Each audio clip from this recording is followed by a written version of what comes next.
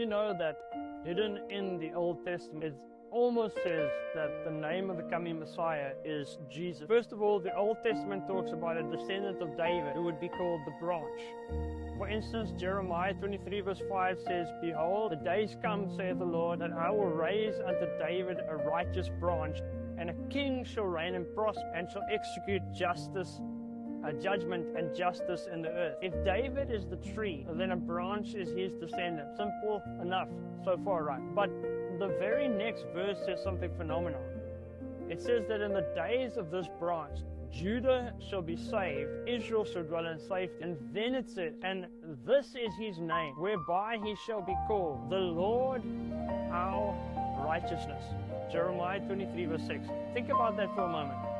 This means that the descendant of David would be both human and God, a God-man, who would actually be our righteousness. This is a beautiful picture of the gospel. God became man, died at Calvary, rose again, and by faith, because he was punished in our place and rose again, his righteousness can become ours. But the story doesn't end there. This is where it gets really cool. Ready for it? In Zechariah chapter 6, we encounter two men, Zerubbabel and Joshua. Zerubbabel was the rightful descendant of King David. And you have to remember, this stage there were no kings of Judah or Israel.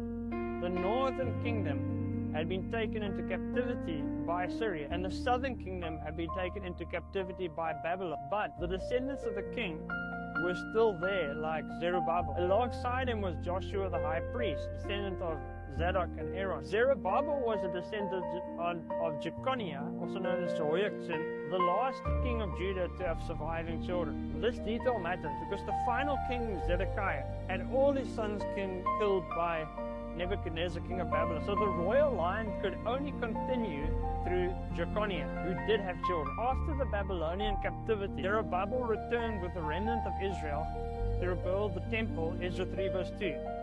Later on, he would become an ancestor of Jesus, according to Matthew 1, verse 12 to 16. Are you seeing how the pieces line up? Now, here's the part that absolutely blows my mind. With Zerubbabel present, God commands something unexpected in Zechariah 6.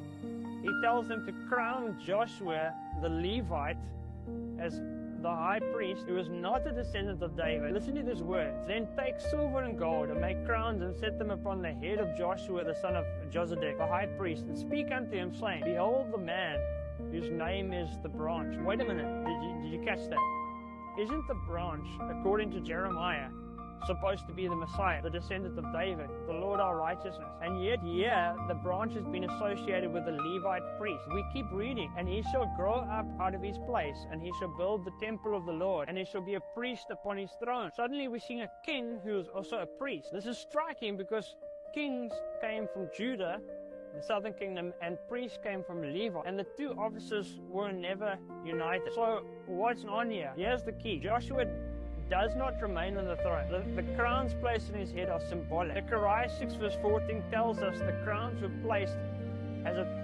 in the temple as a memorial afterwards, and Joshua is told to step down. So he's not the king. He's a symbol of the coming branch, who would be a true descendant of David and Zerubbabel. And that symbolism is incredible for two reasons. First, it points to a priest king, which is exactly what Jesus would be, bringing the two offices together, king and priest. Second, this branch would build the temple. Jesus himself said, "Destroy this temple, and in 3 days I will raise it up."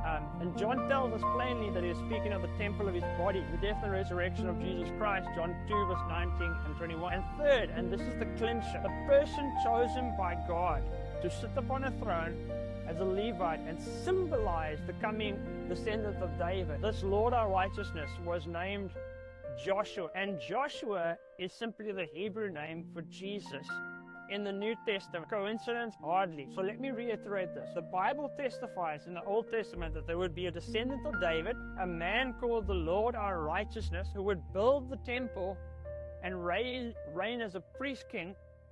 He is symbolized in the Old Testament by a man named Jesus, Joshua, and his lineage passes through Zerubbabel.